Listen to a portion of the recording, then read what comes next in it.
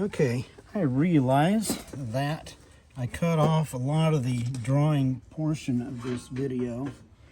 So what I'm going to do is I think I'm just going to try and finish this thing up with the colors, and that'll be a color demo on top of the triple. And you know what else?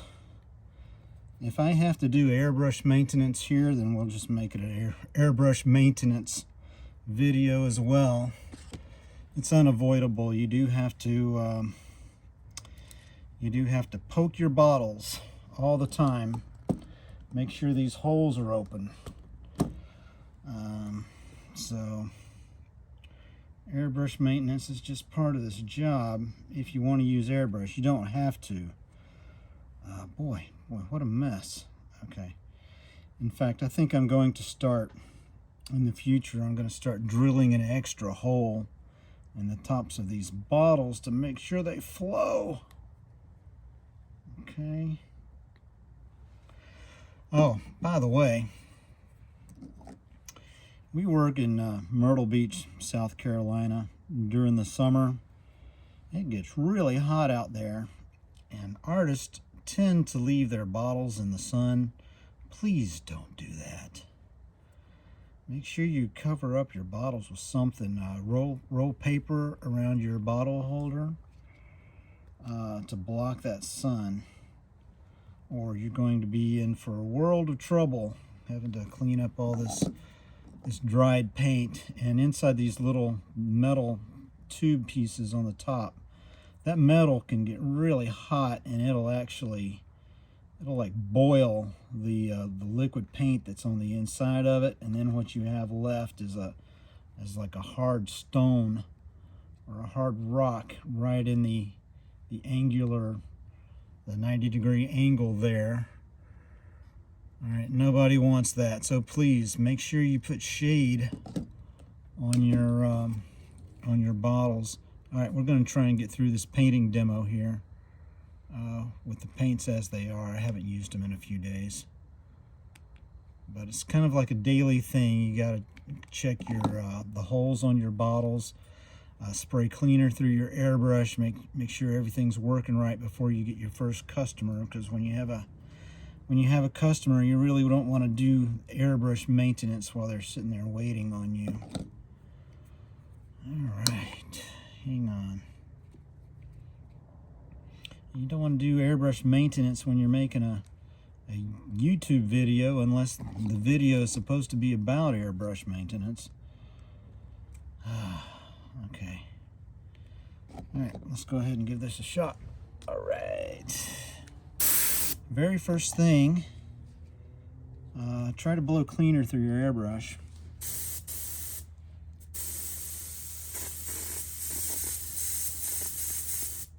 Okay.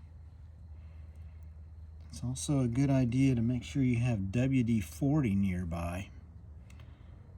You got to have something on this needle to help the needle move easily back and forth inside the airbrush, because that's what controls the smoothness of your paint job.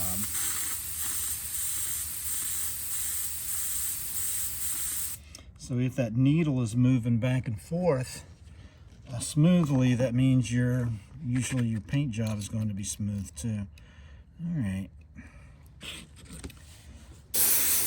All right. Well, first I've done.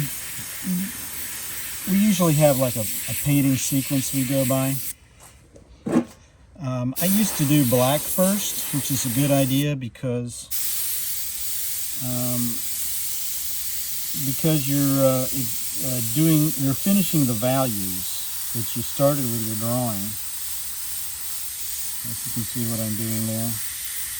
I'm going around all of these shapes, the round shapes like ball shapes.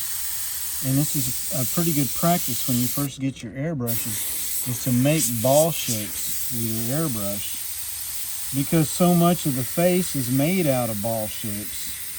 The cheeks are ball shapes.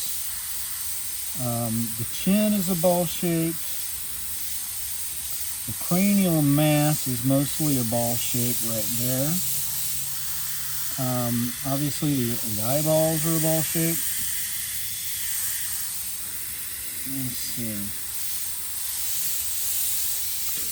So, and that's one of the ways we make an object look rounded and three-dimensional, is by going around the edges. It's sort of like the paint kind of concentrates towards the edges, just like my fingers. If you look at it straight on, they're spread out, but if you look at it from the sides, they get together, they close in together, and so it's the same way with the paint. It's just a little trick that we try to use. It's not always like that, okay? A lot depends on the lighting. But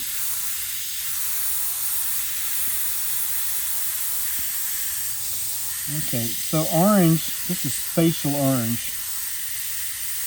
Looks like a...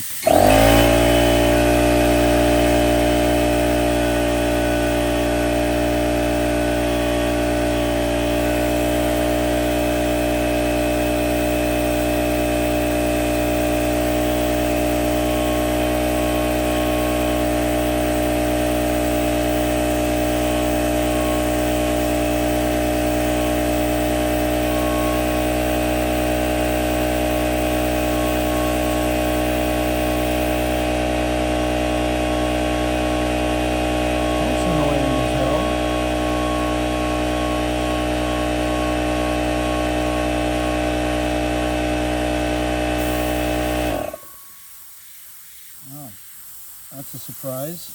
Okay. Anyway, I forgot what I was saying before all that noise.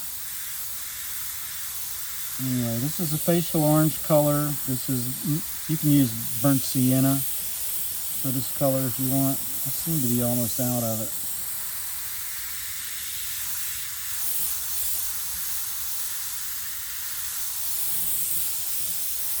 Anyway, this drawing I did, you couldn't really see a lot of it because I really don't know what I'm doing when I'm making these videos. I'm just learning as I go. Alright.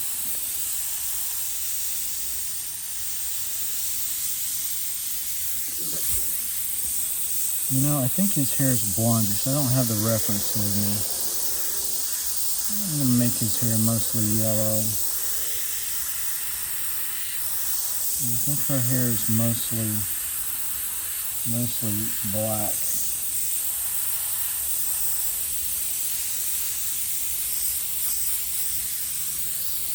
Let me see, what color eyes does she have there? Look at her in my magazine. I think she has green eyes.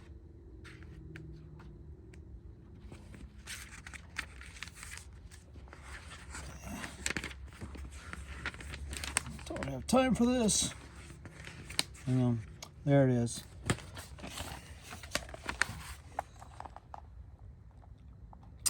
It's a hazel eyes, I think.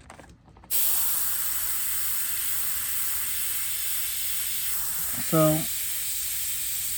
I make hazel with a combination of burnt sienna and background blue, which is like a turquoise blue, turquoise-ish.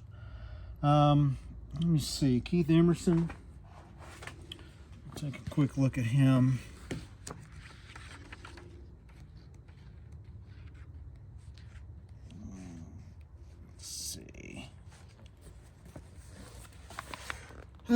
He's got brown hair and, well, can't really tell. I think he's got blue eyes. All right. So anyway, we have like a side sheet over here that we use to spray on. And we try to make all of our mistakes over here on the side with the airbrush. If we have airbrush problems with a bottle or something, we try to blast out a clog over here on the side rather than have your artwork be ruined by some kind of surprise. Always make sure your airbrush is working here on the right side with your, I don't know, I guess you call it a splash sheet.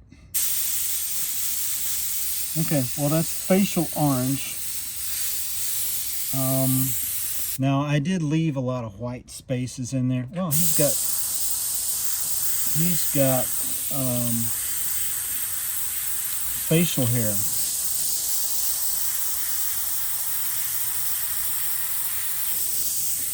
That I didn't do before, but you know what? I think I'll just do that with black airbrush. Now we have blank spaces in the face here on these cheeks, and you don't really want anything bright white in your face, okay? The only thing that should be bright white, usually, by the time you get done, is the highlight in the eyes. So I'm just going to very lightly tint the bright white parts of these faces with just a very light bit of yellow. Some yellow in this hair too. Yeah, I'll put some yellow in Keith's hair.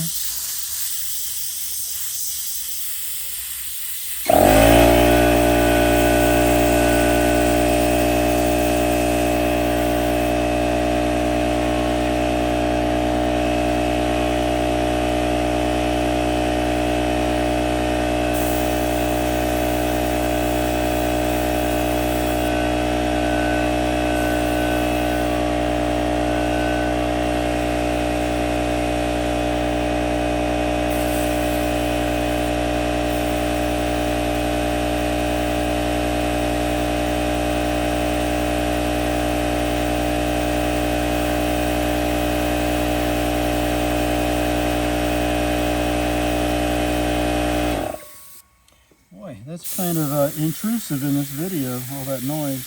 Oh well, the best I can do for right now. Anyway, when you get to the red, each time you use a color, you should try to only use it once. Okay, you go through each bottle one at a time. We don't have time to keep going back to the old bottles that we started using before and keep going back and all that, okay? So we try to use them just once and be done with it so we can get done with this painting as quick as possible because our income is dependent on it. Okay. All right, so the red, you got to be careful with this color. It's dangerous, okay? A lot of people have accidents with this red. In Myrtle Beach, when you're drawing people, they're going to have red on their faces because they've been in the sun most often.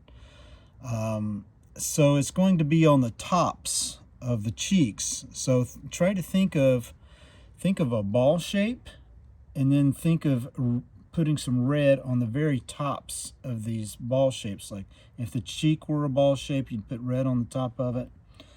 The nose is a ball shape, you should put red on the top of it. If you do too much, they're going to look like a clown though, so be careful. Forehead will get a little bit of sun. Lips, now certain types of people will have a certain type of red for the lips. Now, white people are going to have more of the orangey red color for the lips, and the darker skinned people, the Orientals and the blacks, they're going to have pinkish. All right, and I think she's got a little red right here.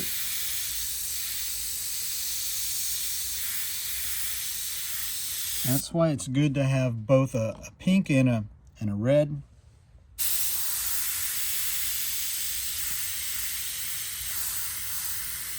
Actually, I mean, you can get by with just one red if you have to.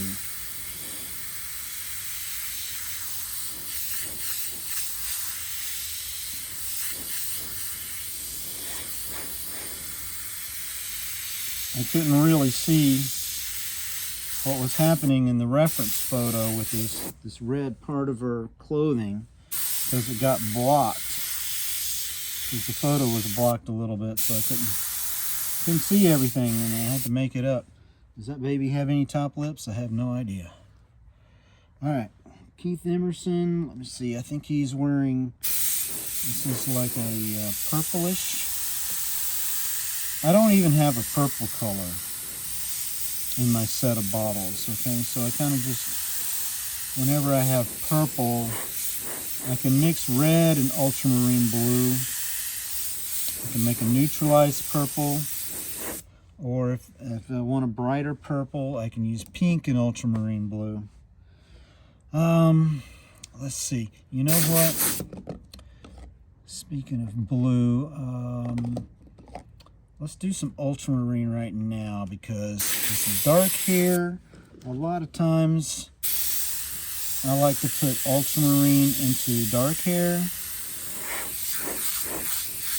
because dark hair can reflect the color of the sky. Now I'll put black in here also. And this ultramarine is also good for eye colors when they have that eye color.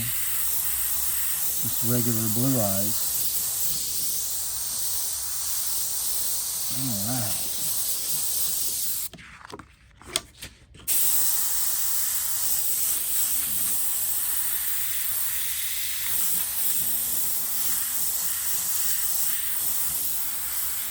Let's see how far we can get before the noise starts again.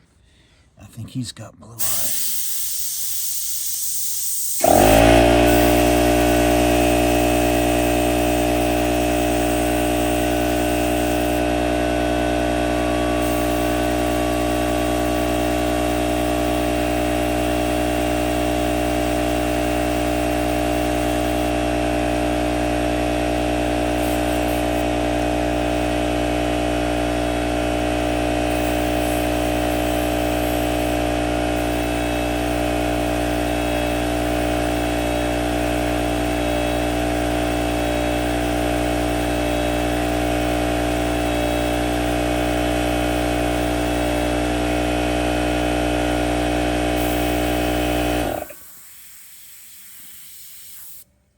Throw a little green in those eyes just for the hell of it.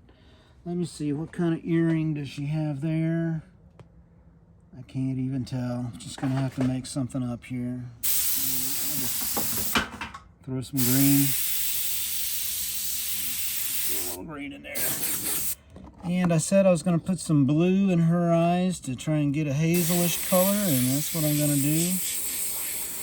This cyan color is a lovely light greenish blue color. There we go. There's some greenish hazel there. All right. And this is a good background color. I either like this or I like green for the background. Now, if I have a picture and there's a lot of blue already in the people's clothes, I might switch the background to a green color, just to have a little bit more color variety, and people like the brightness of my green color. This color and the green are like the brighter colors for your background that I love. I don't like seeing ultramarine blue in the background. I do not like to see that because that's like storm clouds to me. All right, what else? I think we're almost done. We're going to finish up with some black. See if I can get this bottle to work. Okay, all right. We're back to the maintenance portion because I haven't used these bottles in a while. So you got to poke your holes. I didn't poke this hole before.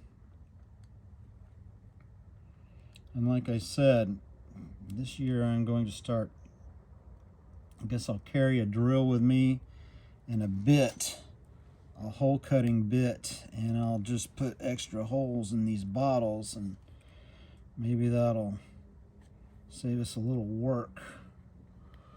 All right, let's see if this thing paints now. Nope, barely. Okay, you can do shadows with this black for effect. I like to, when I have a foreground figure like this, I like to make him cast a little shadow onto whoever's behind him And we get a little bit of a dimensional effect going on there. I was going to make that purple. Okay. This needs to be black.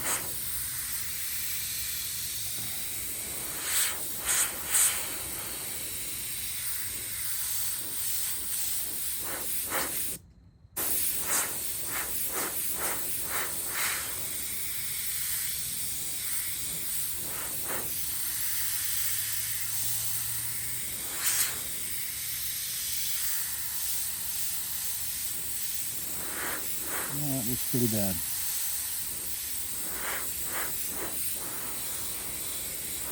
All right, it's spotting something fierce. Let's see if we can get through this. You know what? Since we're talking about airbrush maintenance, I'm just going to take this bottle top off here. I'm going to go off to the side, flip this up a little bit, this little splash sheet, and try to blow through this top. Wow. And we got a little blob coming out. And you can also take your cleaner bottle and just blast cleaner through there and try to get this thing to work a little better.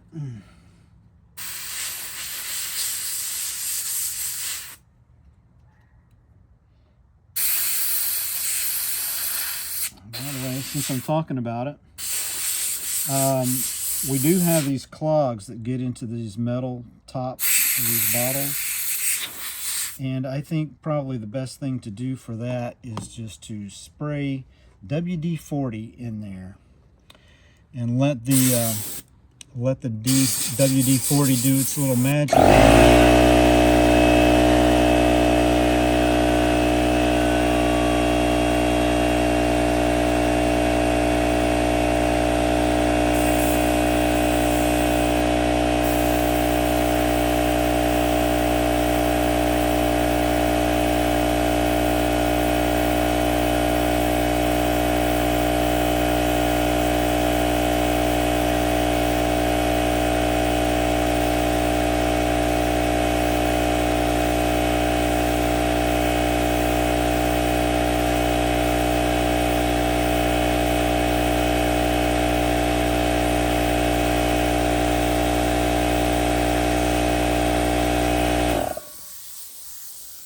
Okay, let's see, let's make this a little darker up here.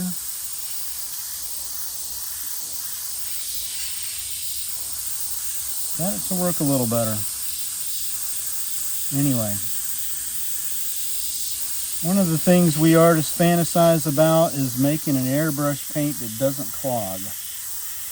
Okay, maybe the airbrush paint has to be like 50% WD-40 or something. I'm sure that would solve the problem, but I don't know if that would make a good paint with that much WD-40 in it.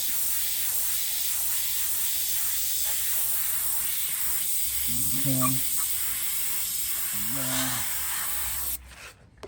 You know what? I think we can shade right under the eyelid there. Just slightly. Okay? Maybe him too.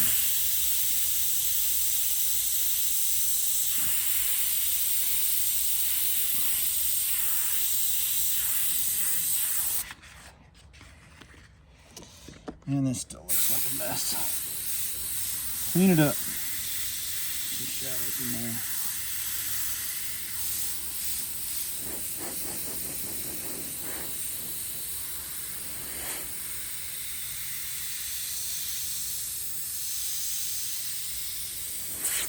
Okay. And you can just hit some shadow areas with this black inside the mouth.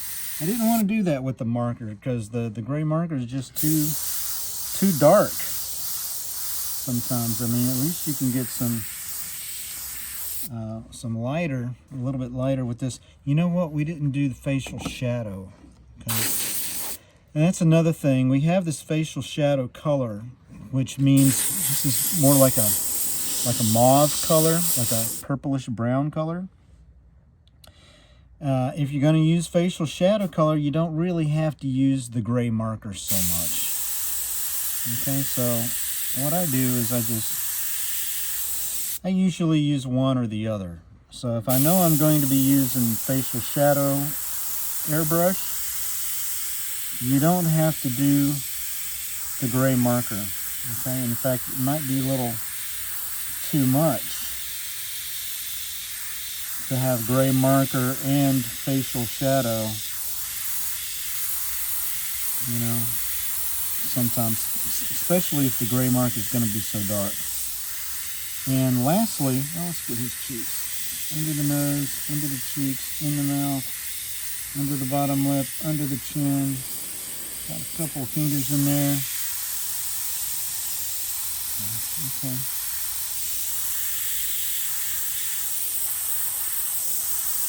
A little bit of shadow under that big old nose. In his ear. Finish up his hair. It's a brownish color.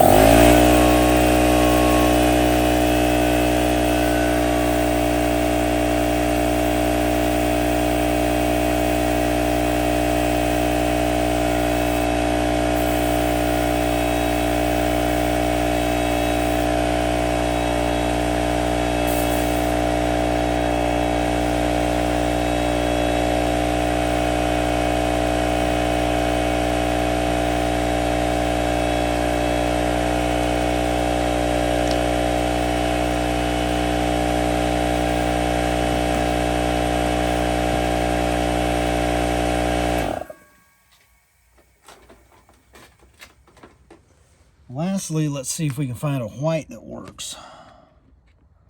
Okay. For the highlights, you gotta have highlights. And so, if you're a new artist, you need to invest in a white paint marker of some sort that's opaque. Okay, this one's terrible. Let me see, I think I lost mine, my white. Very professional.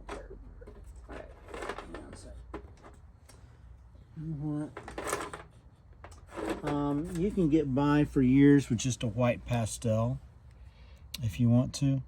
This is not a white. This is ivory. All right. Since I don't have a white, let's do an ivory highlight, but it needs to be white. Just remember that. This highlight is the main area of contrast in your drawing. Okay. So it might be like the only thing in your whole drawing where there's white right next to black. Okay. And it'll get the attention. It should get the attention when you show your artwork to your customer. Oh, this is terrible. So, well, I guess next time I make a video, I'll make sure I have some white with me. All right, a little underprepared today, but that's it. Oh yeah, I guess I'll sign it too. Let's see. 26. That's a color demo for you. All right, thanks y'all.